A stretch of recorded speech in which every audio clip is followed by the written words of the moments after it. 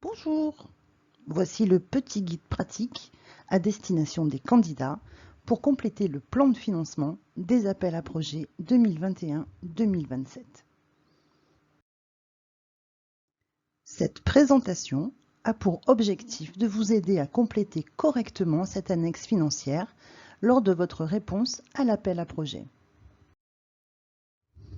Afin de vous accompagner au mieux, nous vous proposons d'autres documents qui sont en libre consultation sur notre site, comme le guide du candidat, mais aussi les petits guides pratiques pour compléter la grille marché, la grille aide d'État et la grille des pièces à joindre. Le plan de financement ou annexe financière fait partie des documents types que nous mettons à votre disposition. Ils sont enregistrés sur le site internet de l'Europe en région Sud et sont accessibles dès lors que vous cliquez sur l'appel à projet auquel vous souhaitez répondre. Attention, chaque appel propose ses propres documents types.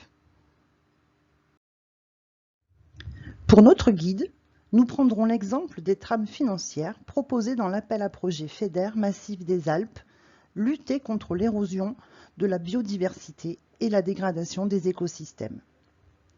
Cet appel est ouvert pour 3 ans avec 6 dates de dépôt possibles. Les pièces à compléter sont à télécharger. Elles se composent des documents explicatifs de l'appel à projet et des documents types pour pouvoir y répondre. Ce sont là toutes les pièces à joindre lors de votre saisie sur la plateforme de dépôt e-Synergie. Elles couvrent les différentes modalités de réponse prévues à l'appel à projet. Dans notre exemple, sont autorisées les réponses sous forme de projets collaboratifs qui impliquent une structure chef de file et des structures partenaires. Les modalités de dépôt sont spécifiques à chaque appel à projet, comme tous les documents types à compléter. Les différentes trames financières proposées sont adaptées aux différents montages de projets. En l'espèce, les annexes financières proposées vous permettent de répondre à chaque mesure de l'appel à projet, que ce dernier soit collaboratif ou pas. Pour connaître la trame à utiliser, référez-vous aux documents présentant les mesures et critères liés à l'appel à projet. Les trames opérations collaboratives ne sont utilisables que pour les opérations en montage multipartenaire. Comme pour tous les documents à compléter sous format Excel, nous avons intégré une notice vous expliquant objectifs et attendus du document, mais aussi vous rappelant les codes couleurs des cellules. La grille comprend un onglet « Synthèse ». Il s'incrémentera automatiquement à partir des saisies effectuées sur les onglets suivants. La synthèse ne doit pas être modifiée et vous sera utile lorsque vous saisirez votre demande de financement sur la plateforme. Les montants à saisir dans e-Synergie sont ceux affichés dans la synthèse. Attention toutefois à supprimer dans les onglets Dépenses et ressources les montants inscrits à titre d'exemple pour ne pas fausser les résultats de la synthèse. L'onglet Dépenses de la grille comprend une partie en haut de page relative aux données d'identification du projet et de votre structure. Il vous est demandé de préciser si votre projet est déposé en hors-taxe ou en TTC. Il peut également être précisé le type d'option de coût simplifié et de type de dépense à compléter. Le taux indiqué sur la trame financière ne doit pas être modifié. Il correspond au taux prévu à l'appel à projet sur la mesure à laquelle vous répondez. Les options de coût simplifié, ou OCS, étaient jusqu'alors utilisées uniquement pour les projets FSE. Pour 2021-2027, ils sont élargis à l'ensemble des autres fonds. Dans notre exemple, il vous sera demandé de compléter les lignes de dépenses prédéfinies et prévues comme éligibles à l'appel à projet. Le total de ces dépenses servira de socle au calcul de l'OCS. Dans notre exemple, 7% des dépenses. Ces 7% doivent vous permettre de couvrir les coûts indirects induits par la réalisation de votre projet. Ce taux s'applique automatiquement et ne doit être ni modifié ni supprimé. Au moment de votre demande de paiement, seuls les coûts liés au poste de dépense hors OCS seront à justifier. Chaque trame financière correspond à une mesure et présente les postes de dépenses et OCS prévus dans l'appel à projet. Attention, l'application de l'OCS n'est pas au choix du porteur de projet. Elle s'applique obligatoirement dès lors qu'elles sont prévues dans l'appel à projet.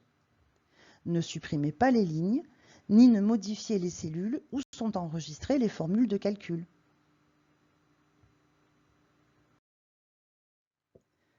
Chaque poste de dépense correspondant aux dépenses éligibles de l'appel à projet est accessible en saisie.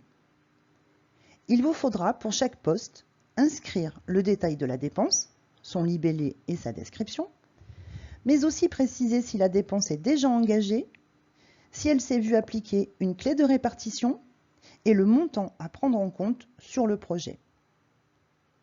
Les totaux de ces postes sont affichés dans les lignes grises et reportés dans la synthèse de manière automatique. Le total de ces postes sert à calculer le montant du coût forfaitaire appliqué sur le projet. Dans notre exemple, 7%. Les 7% détermineront le montant des coûts indirects du projet.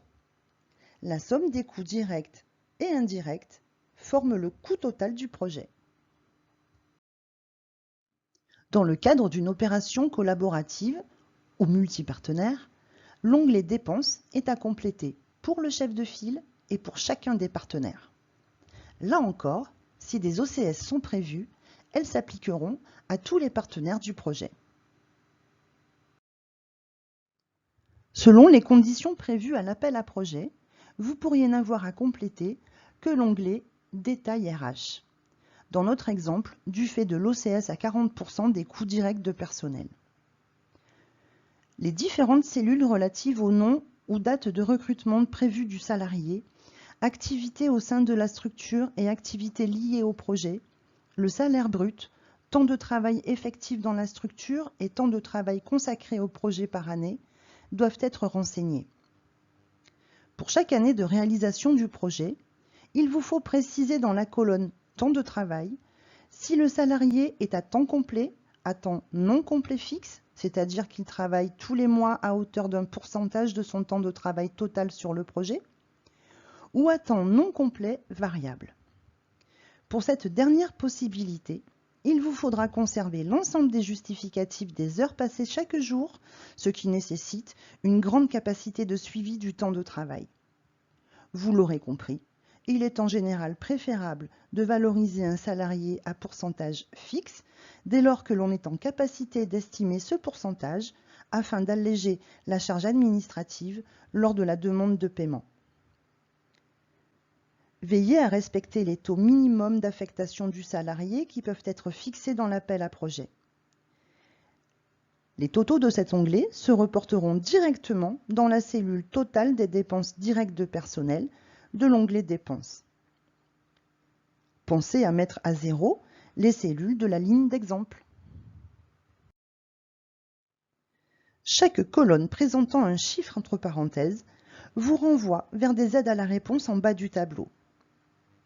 Pensez à répondre à la question relative à la taxe sur les salaires. Des lignes supplémentaires pourront être insérées. Pour ce faire, insérez la ligne sur l'avant-dernière ligne du tableau pour que les totaux se fassent correctement. Veillez également à copier les formules de calcul en ce cas. Dans le cadre d'une opération collaborative, chaque partenaire complète le détail RH qui lui est dédié et chaque partenaire se voit appliquer la même OCS. Comme vu précédemment, le total de vos saisies est reporté sur l'onglet Dépenses. À cette somme, nous allons automatiquement appliquer le taux prévu par l'OCS pour parvenir, en additionnant dépenses de personnel et forfait, à obtenir le coût total de votre projet. L'onglet Ressources permet de compiler toutes les demandes de financement en cours ou traitées chez les autres financeurs sollicités pour le projet. Quelquefois, les dépenses présentées chez les autres financeurs sont plus importantes et le montant attribué calculé en conséquence. Vous êtes autorisé à ne présenter en cofinancement du FEDER, du FSE ou du FTJ qu'une partie de ce financement. Votre méthode de calcul est alors à détailler dans la colonne « Méthode de proratisation ». Votre autofinancement se calculera automatiquement. Veillez toutefois à respecter les taux prévus à l'appel à projet. Dans le cadre d'une opération collaborative, les ressources sont à renseigner par le chef de file et les partenaires dans les onglets dédiés. Dans tous les cas, les saisies effectuées se reporteront automatiquement dans l'onglet Synthèse. L'onglet Recettes ne sera présent que si l'appel à projet prévoit la possibilité de financer des investissements productifs ou investissements dans des infrastructures. Elles permettront de satisfaire aux obligations de vérification de viabilité financière de votre projet. Si malgré ce petit guide, vous aviez des difficultés à compléter l'annexe financière, n'hésitez pas à nous solliciter. Nous sommes aussi là pour vous accompagner.